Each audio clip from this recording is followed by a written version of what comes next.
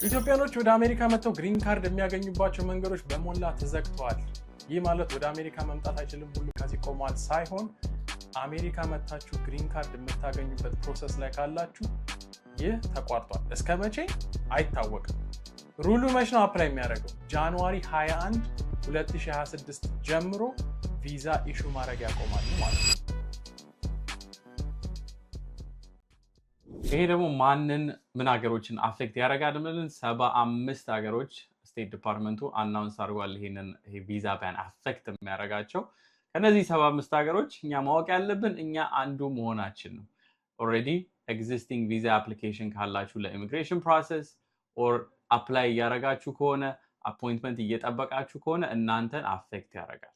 ማንን አፌክት አያደርግም በምንልበት ሰዓት ደግሞ ስቱደንት ቪዛ still not affected።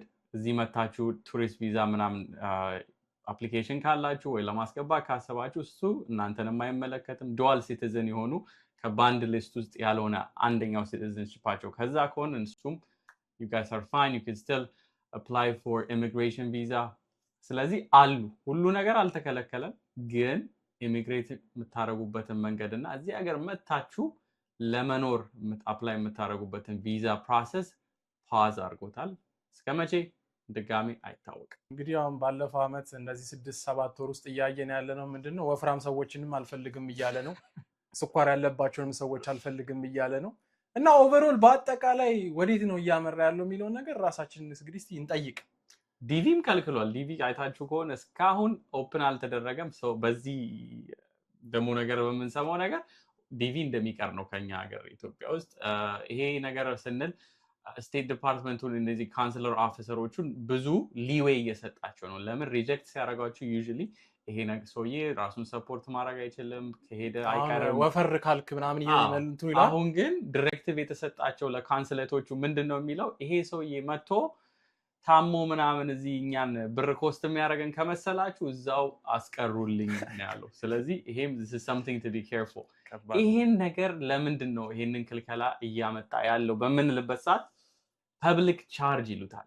ኦልሬዲ ይሄ ህግ አለ ኦን ደ ቦክስ። ፈርማችሁ ፔቲሽን ስታደርጉ የምታውቁ ከሆነ ፈርማችሁ ነው ሰው የምታመጡት። እዚህ ሲመጣ አስተዳድረው ላኖረው ለ5 ዓመት እንደውም ግሪን ካርድ አፕሊኬሽን ኖሮት የመጣ ሰው እዚህ ሀገር ያሉትን ነገሮች ፌደራል ቤኔፊት ይሄ በደንብ ኖት መደረግ አለበት። ፌደራል ቤኔፊት ነው።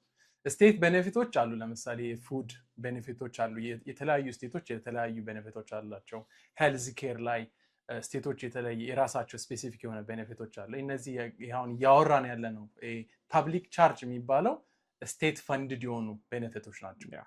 ኢቢቲ ሜዲኬር ምናምን የሚባሉት ነገሮች ማለት ነው። በሄልዝ ኬር ስንሄድ ይሄንንም ሲያደርግ እኔ ፐርሰናሊ የተሻለ መንገድ አለ። ኦልሬዲ ይሄ ነገር ህግ ውስጥ ካለ የተሻለ መንገድ አለ። አሁን ለምሳሌ ሰዎቹን ከመጡ በኋላ የተለያየ ነገር ማድረግ ይቻላል።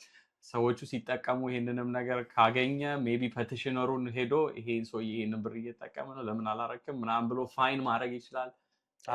ብዙ አማራጮች አለ። ሰው አፕላይ ሲያደርግ ስንት ጊዜ ቆይታል፣ ግሪን ካርድ ሆልደር ነው ወይ ብሎ ሲስተምሊ አውቶማቲክሊ ሪጀክት ማድረግ ይቻላል። ግን ይሄ አሁን ምንድነው ሲስተማቲክሊ ያው እነዚህም ያው የማይፈልጋቸውን ሰዎች ፑሽ እያደረገ ነው። ጥቁር ሰዎች ይመስላል። ግን ሞስት ኦፍ ዘ ባንድ ሊስት ሰርድ ወርልድ ካንትሪ ያለ የኛ ነው ቢጤ ነው እየዘጋብን ያለው መንገድ። እና ደግሞ መልሰንም ስናው ይሄ ችግር የሚያወሩት ችግር መተን የኛ ሰዎች ስፔሲፊክሊ የኛ ኮሚኒቲ መተን እንዲህ እየበዘበዝን ነው ወይ ሀገሩን ስንል ሊኖር ይችላል። አምና ገነሰ እዚህ ቁጭ ብዬ ማንም ኢትዮጵያዊ መጥቶ እዚህ አይጠቀምም እነዚህን ጥሩ ሰው ነው ምናምን አያጭበረብርም ልል አልችልም።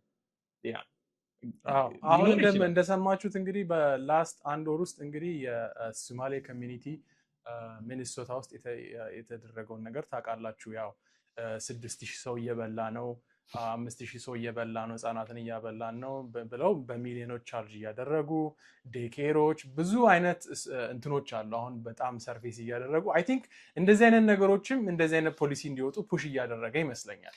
አይ ቲንክ ምክንያት አድርጎ እየተጠቀመ ነው። ኢዘር ዌይስ የኛ ሰዎች እንግዲህ ኢሚግሬት አድርገን መምጣት አንችልም። እስቲ የሚሆነውን ነገር ደግሞ እየቆየን እናያለን። አዎ ለበለጠ መረጃ ደግሞ የዩናይትድ ስቴትስ ስቴት ዲፓርትመንት ዌብሳይቱ ላይ ገብታችሁ ይህንን ነገር ቼክ አድርጉ። እዛ ላይ ራሱ ብዙ ዲቴል የለም። ኢትስ ቬሪ ቬግ። እና ዌብሳይቱን እናስቀምጣለን። ያየናቸውን አርቲክሎች እዚህ ጋር ቪዲዮ ሳይሆን ስክሪን ሻት አድርገን ለማስቀመጥ እንሞክራለን። እንግዲህ ሆፕፉሊ ይሄ ነገር ሪዞልቭ ያደርጋል ብለን እናስባለን በቅርብ ጊዜ። አሁን ምን ማድረግ ይቻላል ነው? ይህንን ነገር ካውንተር ለማድረግ ምን ማድረግ ትችላላችሁ ለሚለው ነገር አንደኛ ነገር ማድረግ የምትችሉት እዚህ ሀገር ካላችሁ ኦልሬዲ በቪዚተር ቪዛ የመጣ ሰው ስታተስ ቼንጅ ፋይል ማድረግ ትችላላችሁ። ይሄ በቃ ዋናውና አንደኛው ነገር። ሌላው እንግዲህ አዶኖ ምን እንደሚሆን ግን ቪዚተር ቪዛ አግኝታችሁ መታችሁ እዚህ ደግሞ ስታተስ ቼንጅ ፋይል ማድረግ ነው። እሱን ደግሞ እንደዛ ደግሞ ብለትልና ከዛ እሱንም ከነጭራሹን ቪዚተር ቪዛም እንዳይሰጥ ያደርጋል ማለት ነው። ለምን በዚህ ብሎ እየመጡ ደግሞ እዚህ እየቀሩ ነው ብሎ ደግሞ ያስባል ማለት ነው። አራራራ ሳይዘጋባችሁ ቶሎ መምጣት ነው። ምንም ያልታወቀ ብዙ በቃ አሁን እንዴት ነው ይሄ ነገር ወደፊት አፕላይ ሊያደርግ ይችላል። እንደዚህ ብዙ ሰው አምሹር ሊያደርግ ይችላል።